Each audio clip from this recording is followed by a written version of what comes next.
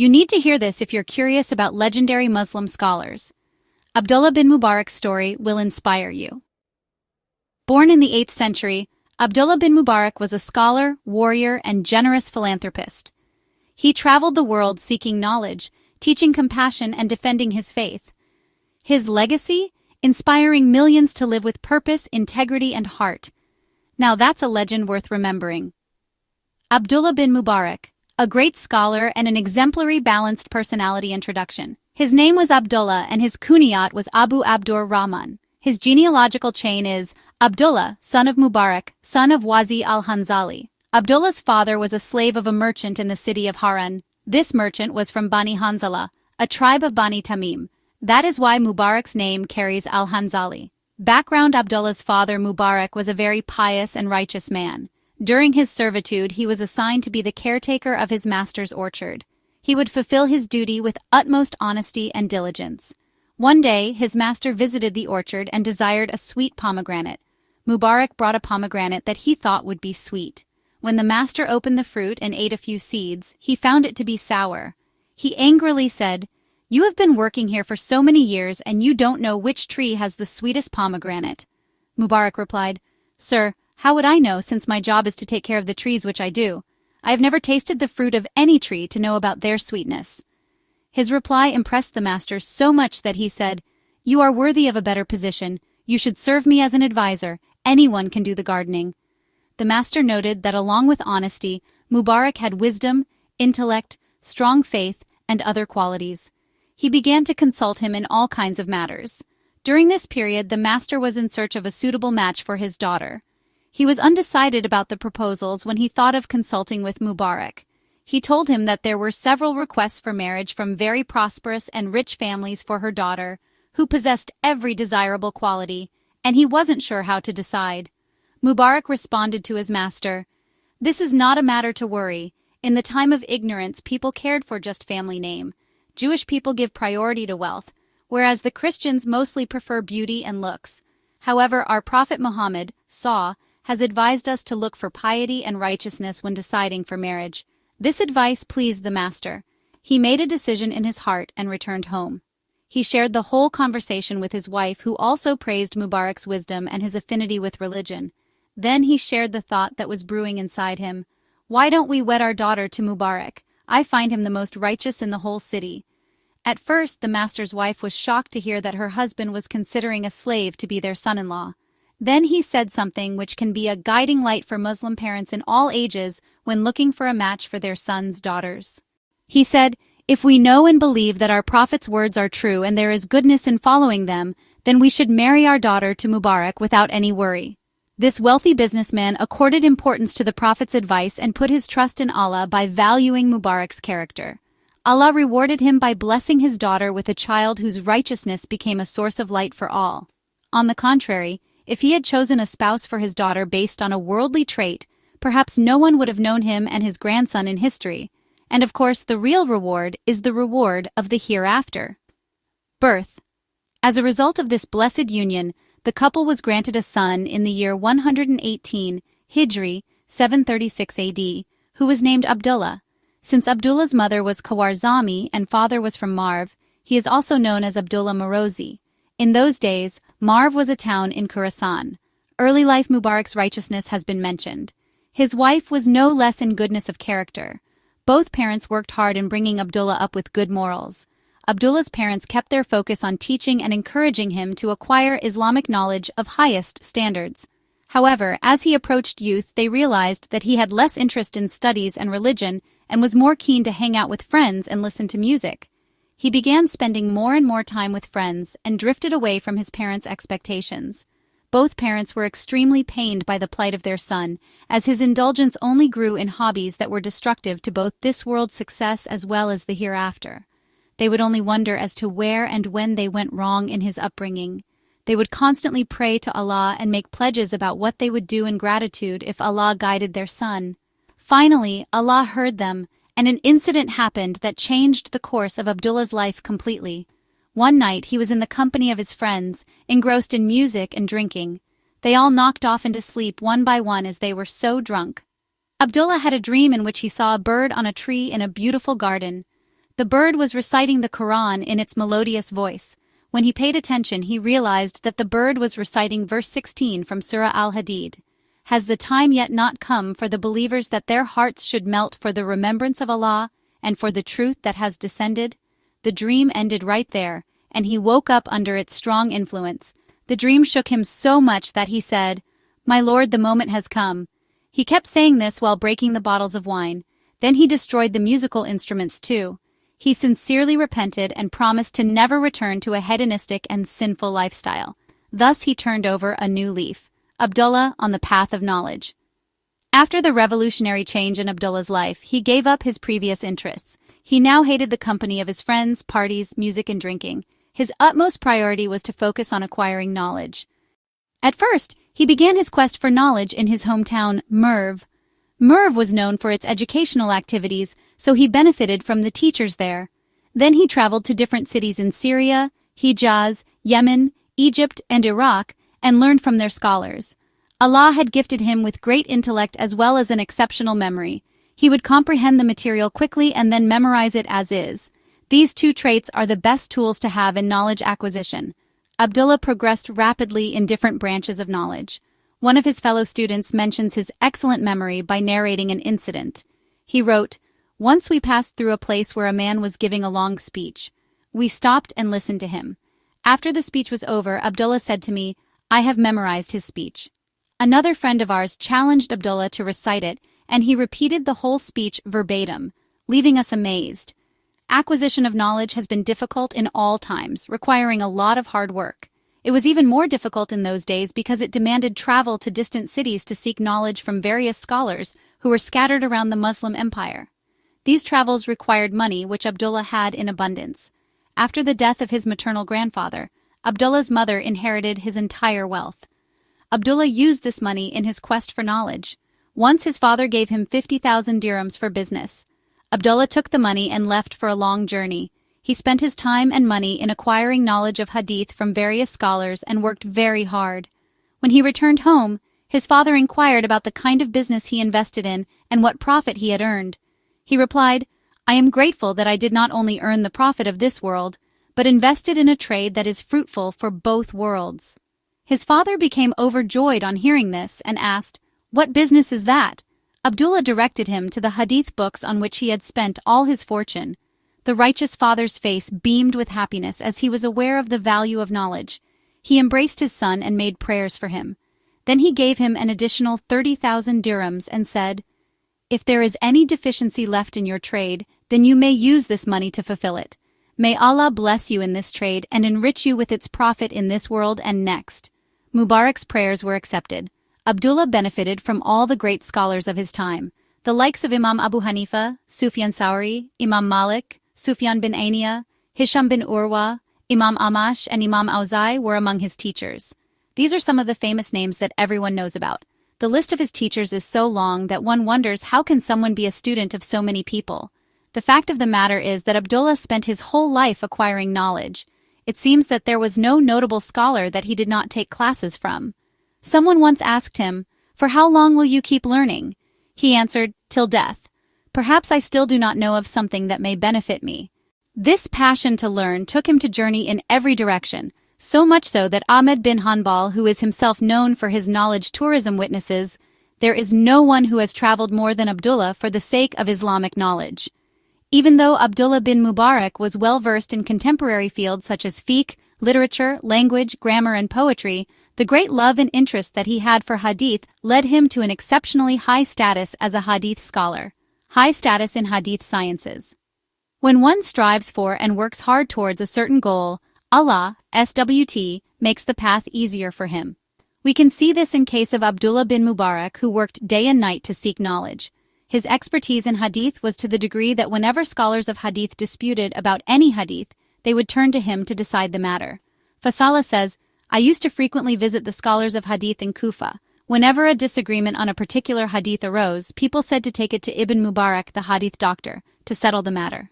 Abdullah bin Mubarak earned this status by continuous hard work. At times he would stay up all night. Once after Isha prayer, he was in a discussion with Ali bin Hassan on a particular hadith, and they were so absorbed that they kept on discussing till the call for Fajr prayer. There was a time when he used to study and read books with such attention that he did not realize what was going on around him. Someone asked him, "Don't you get dreaded by reading books all the time?" He replied, "Why would I feel dreaded? I experience the company of the Prophet, Asa, and his companions in my solitude." Soon people began to recognize Ibn Mubarak as the leading scholar of hadith. Even his teachers began to consult him in matters pertaining to hadith. Ibn Mo'in, who is known for having memorized ahadith, states that Abdullah bin Mubarak narrated 21,000 ahadith. This is why every famous book of hadith contains many of his narrated ahadith. Even his teachers honored him by narrating ahadith from him. A person from Khorasan once asked Ibn Mubarak's teacher Sufyan about an issue. He replied, "Why do you ask me? You have the greatest scholar from East and West, that is Abdullah bin Mubarak. You should ask him. In his presence, what is the need to consult me?" Another person once referred to Ibn Mubarak in front of Sufyan as scholar of the East. He corrected him by saying, "Refer to him as the scholar of East and West." Imam Malik was also among Ibn Mubarak's teachers. He had listened to Imam Malik reciting his famous hadith book, Mawta. He also narrated ahadith from Imam Malik. Despite this student-teacher relationship, Ibn Mubarak had an elevated status in the eyes of Imam Malik. Yahya bin Yahya Andalusi, a famous student of Imam Malik, narrates an incident of Ibn Mubarak entering the Imam's hadith class. Ibn Mubarak once came to Imam Malik during his class. Imam Malik got up and brought him to sit next to him. Before this, the Imam had never expressed this gesture for anyone. After Ibn Mubarak sat down, the lesson resumed. A reciter would keep reading. At significant points, Imam Malik would pause the reading and ask Ibn Mubarak, "Do you people, that is of Khorasan, have a hadith or saying of the companions of the Prophet about this?" Ibn Mubarak would respond in a very respectful and humble manner. After a little while, he excused himself and left the gathering, probably finding it inappropriate to show off his knowledge in front of his teacher. On the other hand, Imam Malik did not feel any disgrace in benefiting from his highly accomplished student. Imam Malik was so impressed by his respectful etiquette that he told his students, this was Ibn Mubarak, the jurist of Khorasan. At another time, Ibn Mubarak was in the gathering of Hamad bin Zayd. The students of hadith requested Hamad to ask Ibn Mubarak to narrate a hadith. When Hamad asked him, he exclaimed, "Subhanallah, how can I narrate while you are present?" His teacher swore in Allah's name and said, "You must do it." Now there was no other option but to honor his oath and narrate a hadith. Out of respect for his teacher, Ibn Mubarak only narrated the ahadith that he had learned from Hamad and did not narrate any other ahadith. Competent and respectful students are always a source of pride for their teachers, and Ibn Mubarak had both of these traits. He mentioned himself that, "It took me 20 years of serious effort to seek knowledge, but 40 years to learn proper etiquette." In his time, the pursuit of hadith sciences was highly regarded, and all students of faith would desire to attain this honor. That is why we see a number of extraordinary personalities among hadith scholars who were blessed with the best of qualities. Despite this, the personal lives of narrators of ahadith were scrutinized in minute details by hadith scholars to address the grave issue of hadith fabrication. They criticized every little thing and did not spare even small flaws and weaknesses of the narrators. Yet it is surprising to note that we find no criticism about Ibn Mubarak in the books of biographical evaluation of narrators. This is an extraordinary status that only a select few have earned. Like every great hadith scholar, Ibn Mubarak too compiled some rules of hadith narration. Mujibullah Nadvi has stated some of these in his book Taba Taba'in. 1. For a hadith to be correct and considered authentic, it is important that all its narrators are reliable, and a faqih to Ibn Mubarak is a person who understands the impression of words, the grammar rules, the expressions of language, and the nuance of meanings. The status of ahadith whose narrators are reliable but not faqih is a notch lower. 2. To have fewer narrators in the chain of hadith is not a proof of its validity and authenticity. If every narrator is reliable, however, even if it is a long chain of narrators, then the hadith will be more authentic. 3. The authenticity of a hadith is based on the narrator having heard it himself and recording and preserving it, then narrating it with optimum responsibility. 4. Ibn Mubarak accepted the rule of darayat, evaluating a hadith from the assessment of its contents rather than the reliability of its narrators, only in special cases. 5. He did not approve at all if the narrator did not clearly mention his teacher. From the early part of his youth onwards, Ibn Mubarak's whole life was spent in the service of hadith. Even though he was engrossed in the study of hadith day and night, Yet the value of this branch of knowledge remained so high in his mind that he would not tolerate at all when someone took even a slightly casual approach in this matter. Once someone inquired about a hadith on the way. Ibn Mubarak responded with disapproval and said, "This is not the time and place for narration of hadith." Another time, the city mayor came to Ibn Mubarak along with a hired royal scribe. Ibn Mubarak thought that the royal pompousness was not in match with the sincere yearn for knowledge. He did not allow him to hear the hadith recital. However, when the mayor got ready to leave, Ibn Mubarak followed him and held the rein of his horse as a mark of respect for the guest. He asked, "Why are you holding my horse's rein when you denied me the hadith recital?" Ibn Mubarak said, "I can humble myself in order to be hospitable, but I cannot let the hadith of the Prophet be belittled." Throne of knowledge, Abdullah bin Mubarak's life was like that of a soldier, engaged in a constant strife. He did not station himself in one city for too long, though he mostly lived in Khorasan and Baghdad. Wherever he went, he kept on augmenting his knowledge. The unusual thing was that Ibn Mubarak would join a study group as a student, but people would recognize him and become his student. The scholars and Islamic jurists of his time would be ever ready to benefit from his knowledge. Ibn Mubarak once came to the gathering of a famous hadith scholar, Hamad bin Ziyad. Hamad did not recognize him and asked him where he was from. When he answered that he was from Khorasan, he asked again, "Which city of Khorasan?" Ibn Mubarak replied that he was from the city of Marv. Hamad asked him if he knew Abdullah bin Mubarak. "I am in front of you," replied Ibn Mubarak. Hamad was overjoyed and embraced him right away. Well-known scholars like Muammar bin Rashid, Abu Ishaq al-Fazari, Imam Ahmed bin Hanbal, Ishaq Raviya, Abu Dawud al-Tayalisi, and Fuzail bin Ayaz were among Ibn Mubarak's students. Moreover, anywhere he went, people would request him to teach them, and thus a study circle would begin. His students were highly impressed by his knowledge and personality. Fuzail bin Ayaz used to swear about his teacher in these words, "I have never laid my eyes on anyone like Ibn Mubarak." Ibn Mubarak, a balanced personality. Ibn Mubarak's time was the best of times. The Islamic world shone with the presence of honorable tabi'in, those who learned from the companions of the Prophet, hadith scholars, jurists, and spiritual leaders. Even among these outstanding contemporaries, Ibn Mubarak earned a special status due to the collection of worthy qualities in his personality. Mostly people who specialize in one area or department of knowledge do not excel in other fields. Similarly, people who devote themselves to one branch of religion sometimes lack in other aspects. However, the beauty of Islam is its balance, and the Prophet, was a perfect example of this balance. The noble messenger was a complete role model in every aspect of human life. His companions understood the significance of doing their best in all areas, but as time passed, some confined themselves to just studies and teaching, while others concentrated on either jihad, worship, or social welfare. In doing so, they appeared to practically ignore or belittle the other aspects of religion.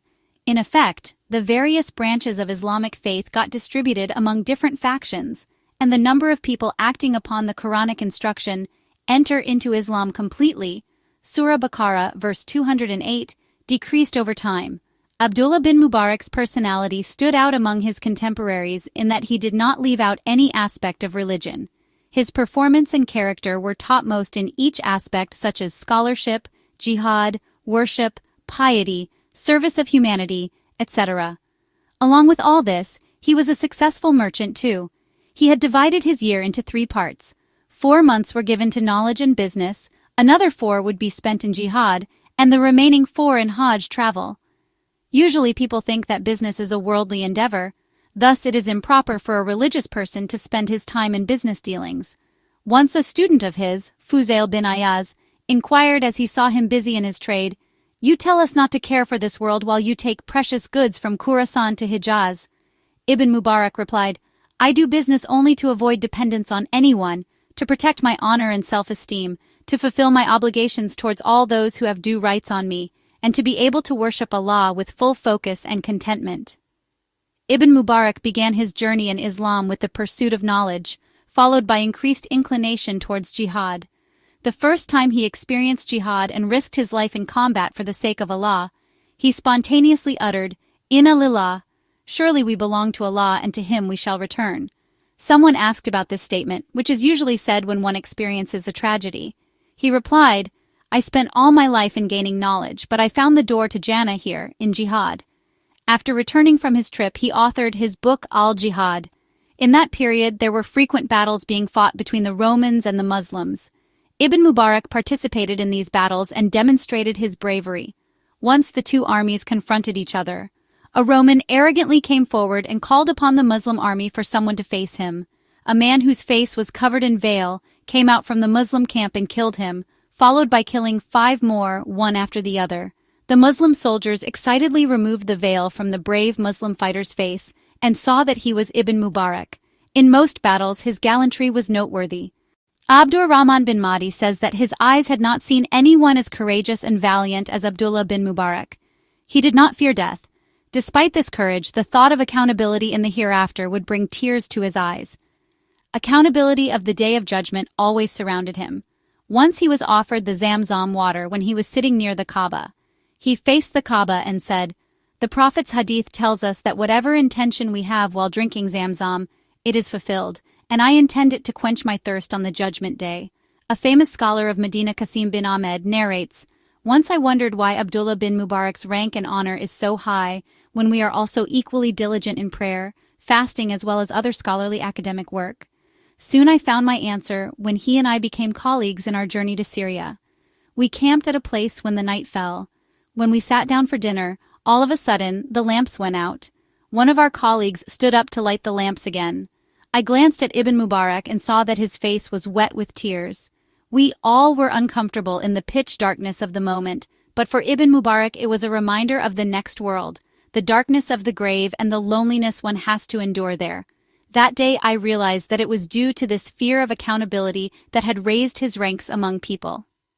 The first book that Ibn Mubarak wrote was Kitab uz-Zuhd, in which he emphasized the importance of shunning worldly pleasures. When he lectured his students on this topic, his eyes would overflow with tears and his voice would choke.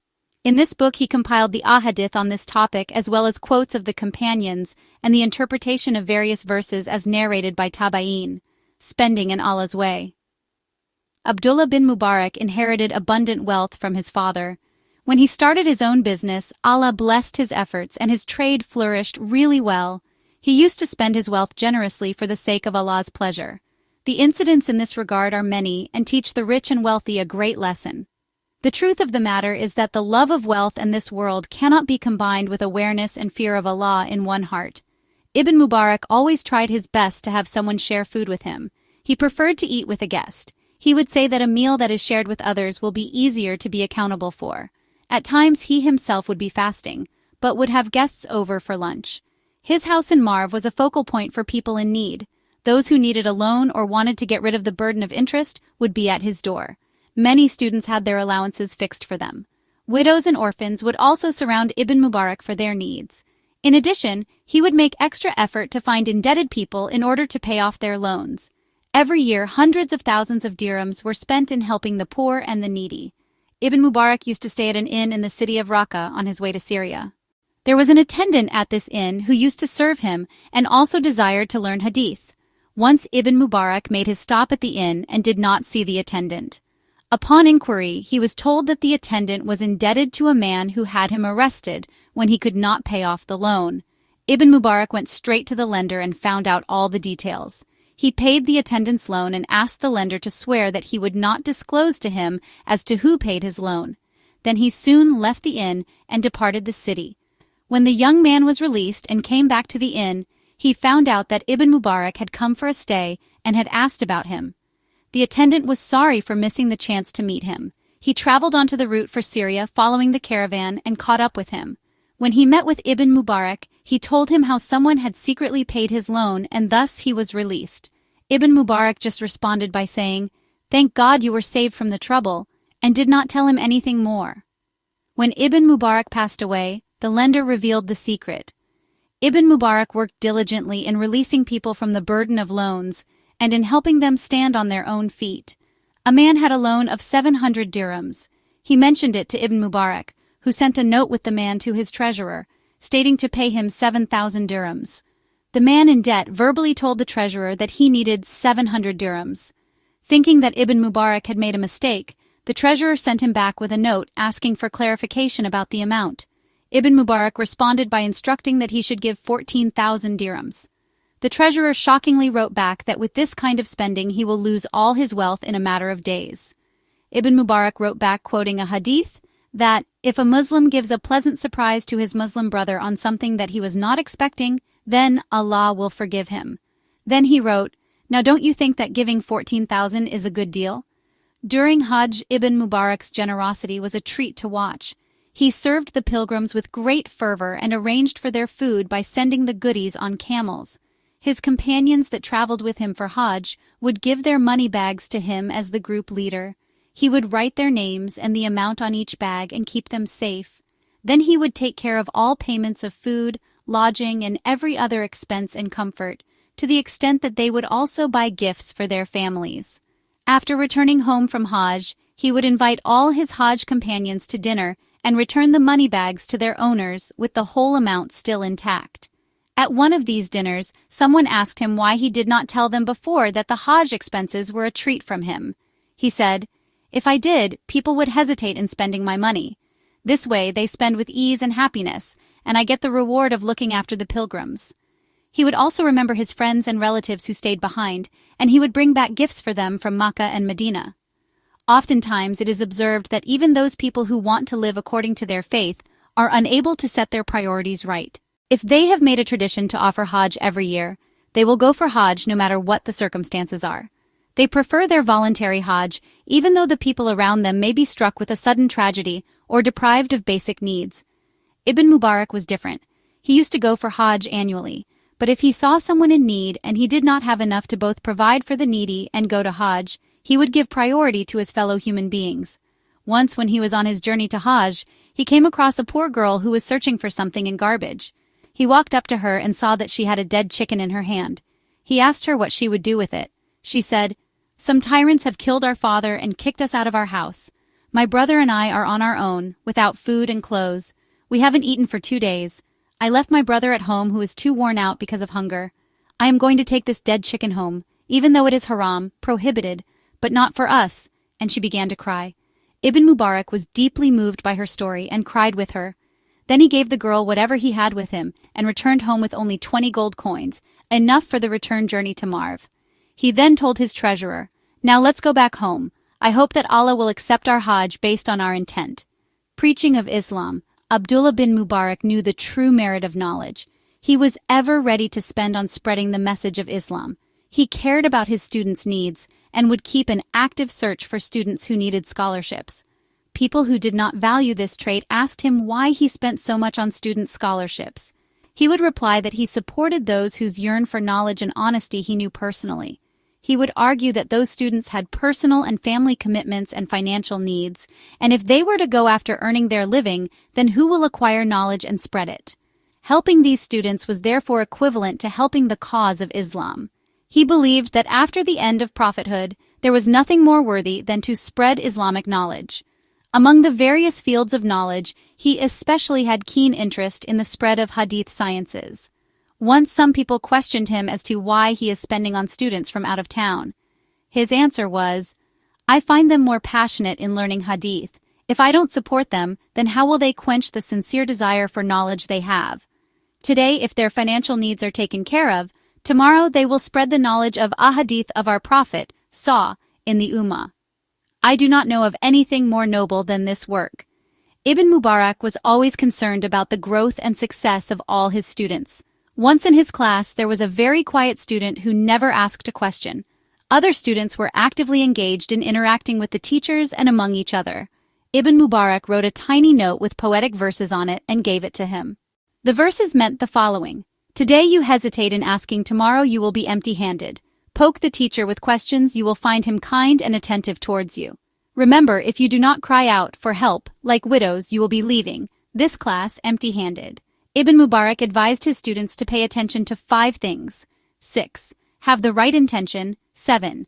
Listen to the teacher with full focus. 8. Ponder upon the points they have heard. 9. Remember what they have heard and understood. 10. Spread what they have learnt to others. He would tell them that if they were careless about even one of the above points, their knowledge would remain imperfect. Ibn Mubarak not only cared about students but was also concerned about the scholars. While he encouraged them, he often warned them as well. He reminded them that the scholars had the legacy of prophets. If they indulged in the greed for the world, then where would the common person go to learn his religion, and who would they look up to as role models? Once he was asked, "Who are the lowly ones?" he replied, "Those who use religion to earn their living." Then he quoted the prophet's hadith that talks about the hypocrisy of scholars. He was clearly against turning the religion into a profession. He believed that when money is involved, then it is not easy to maintain sincerity. That is why prophets always told their people that they expected no reward from them for delivering the message of Allah. The best approach in this path is to not desire wealth, fame, position, or honor. It is unfortunate that despite such clear advice, many people have turned Islamic seminars and training courses into a business. Some even sit on the Sharia boards of various commercial entities, banks, and receive money for issuing religious verdicts, fatwa. Many Islamic institutions are charging money for online Islamic courses. Even where the structure is not exactly profit-based, there is a culture of receiving gifts and favors from people.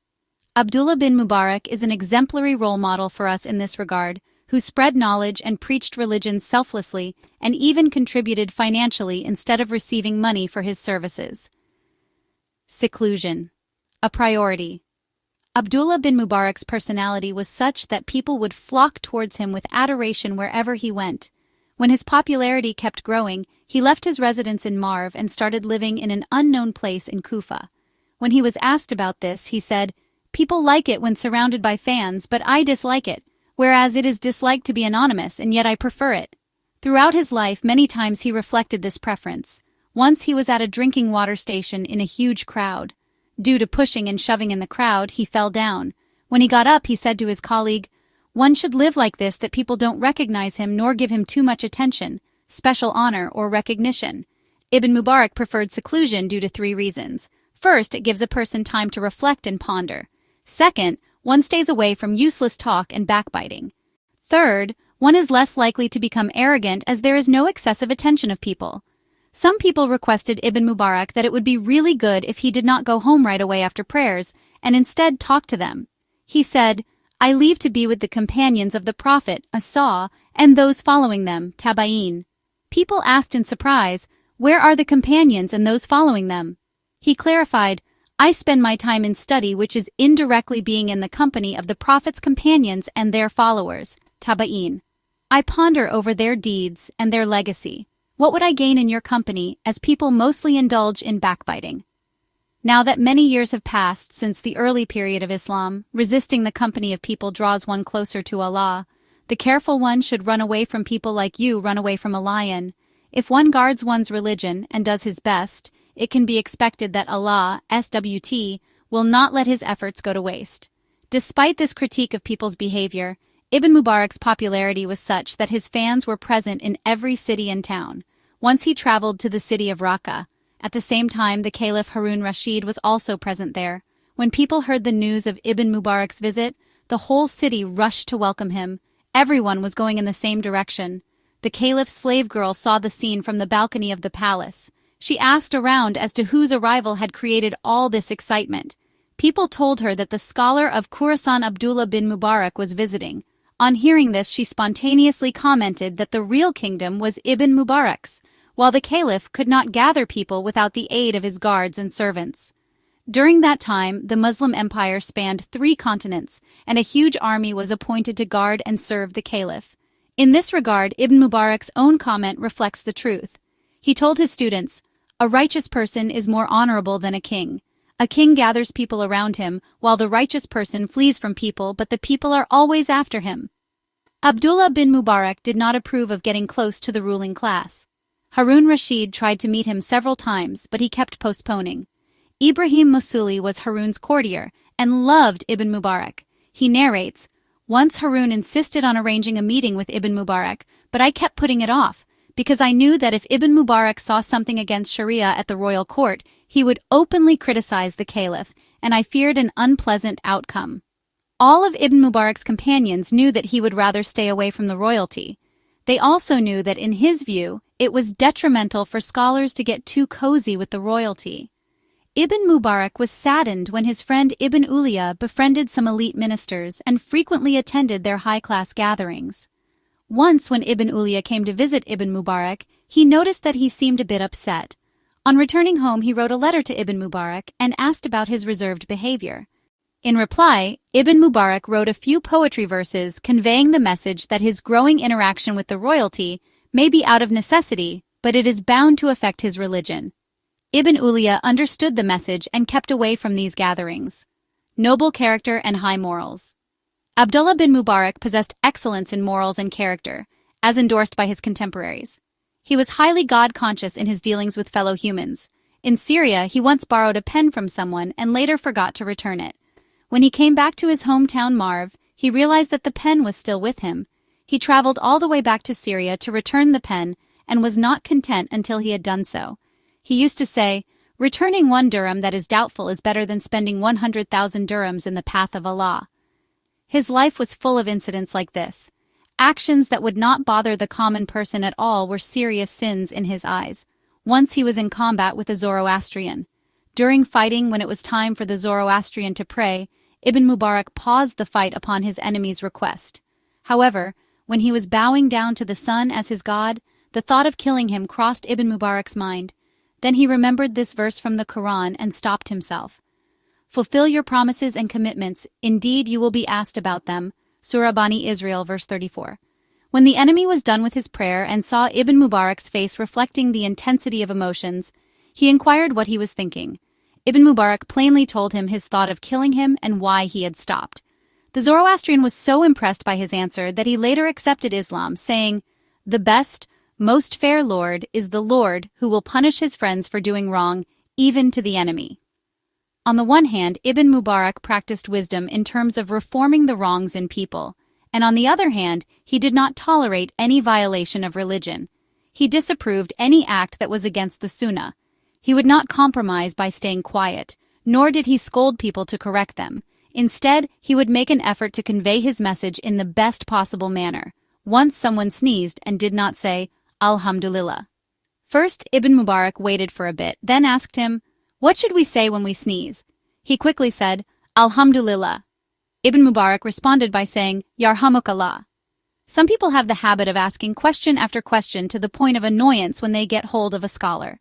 Typically, these people do not ask questions to understand something, but just to convey their own perspective, no matter how flawed or superfluous it may be.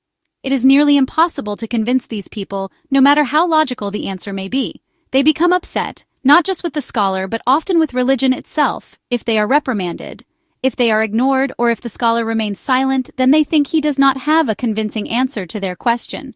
Abdullah bin Mubarak had a clever way to answer such weird questions without causing any ill will. Once a person asked him, "O Sheikh, tell me what kind of habits are beneficial." Ibn Mubarak replied, "The ones that are related to the use of intellect." He asked, "What if a person does not have intellect?" Ibn Mubarak replied, "Then he should have good manners and etiquette." The man asked again, "What if he is devoid of that too?" He said, "Then he should be compassionate and empathetic so that people consider him as sincere to them." The man did not stop at this and asked yet again, "What if he cannot do this either?" Ibn Mubarak replied, "Then he should keep quiet so that his flaws remain hidden." "And if he cannot even do that?" asked the man. "Sudden death would be beneficial for such a person so that people and he himself can be freed from his misfortune," Ibn Mubarak concluded. At another time, a person asked him, "Is there anyone left who can give advice?" He responded spontaneously, "Is there anyone left who is willing to take advice?" Golden quotes by Ibn Mubarak. Abdullah bin Mubarak was blessed with the gift of articulation. He communicated in beautiful prose as well as poetry. Even today, his golden quotes are a great inspiration for readers. On one occasion, he said, "People who cry over the inadequacy of material wealth, they have become happy with just a little religion and consider it enough for themselves. Look at kings, how they neglect their religion for the sake of this world. So you should try to get closer to the Almighty and ignore the worldly riches of the kings." Once someone asked, "How can goodness reach the heart?" Ibn Mubarak replied, "When the heart is covered with the love of the materialistic world and sins, then purity cannot enter it." At another occasion, someone asked him, "What should one do to accomplish great deeds?" Ibn Mubarak said, "Small deeds can become huge due to the purity of intentions, and great acts of righteousness can be insignificant if the intention is screwed up."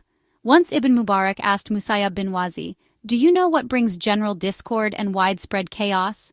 Musayyab replied that he did not know. Ibn Mubarak said, "When the elite is corrupted, then corruption becomes widespread."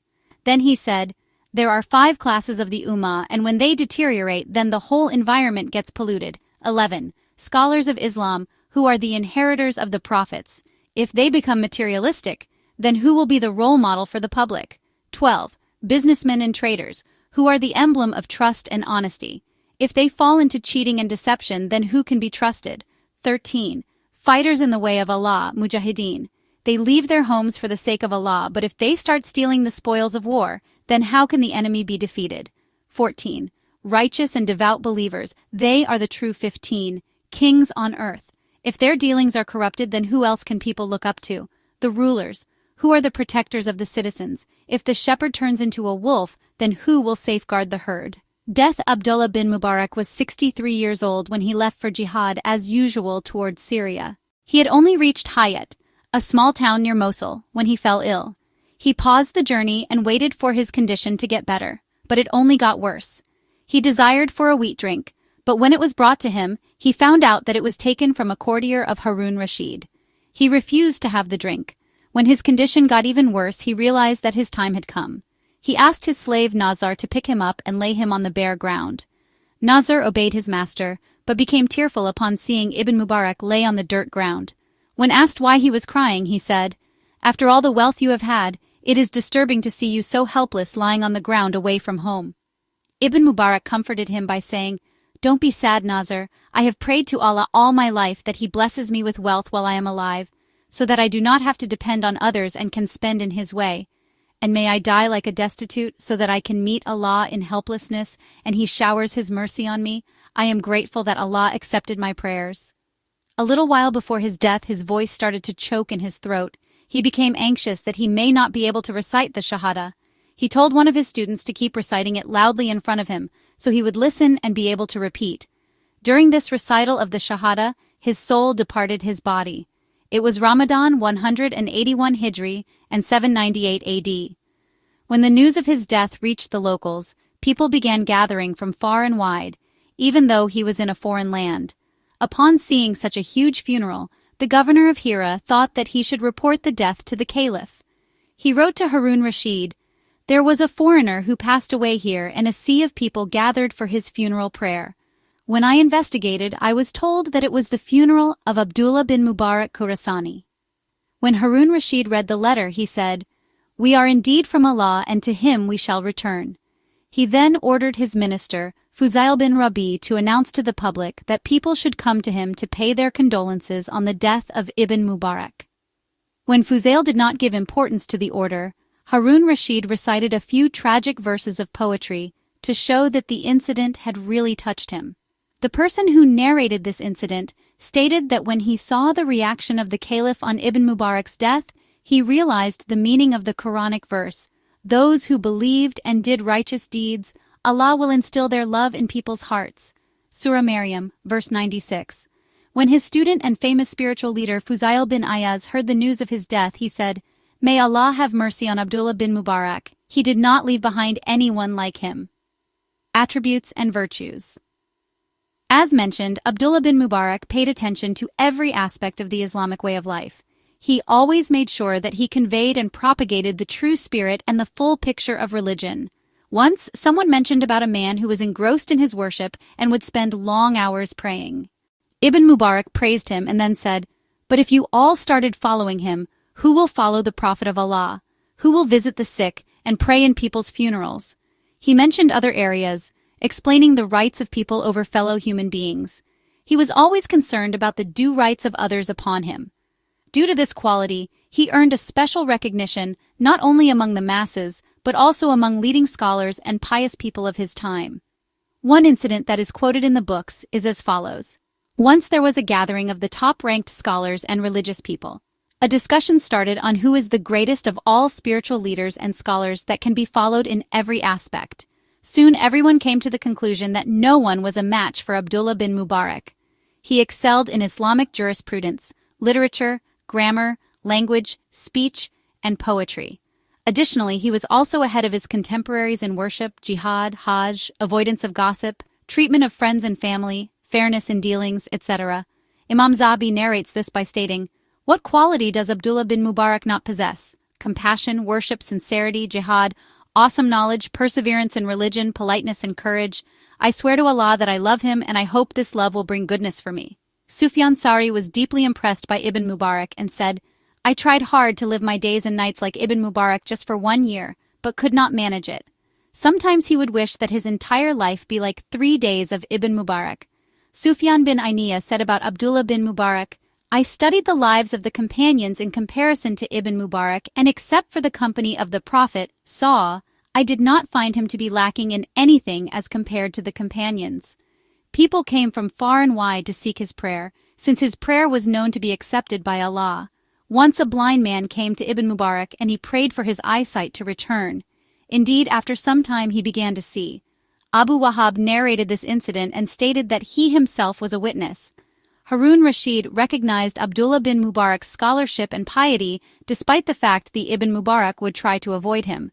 The Caliph considered Ibn Mubarak's scholarship as a great asset of the Ummah. Once a man who was corrupted in his beliefs was brought before the Caliph.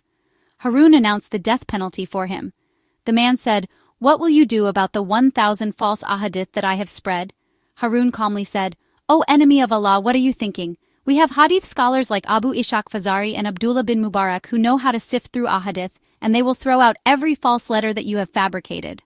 A poet praised Abdullah bin Mubarak in the following words, "The night Abdullah left Marv, all its light and liveliness ended, when righteous scholars are mentioned anywhere. It seems that all are stars and you are the moon."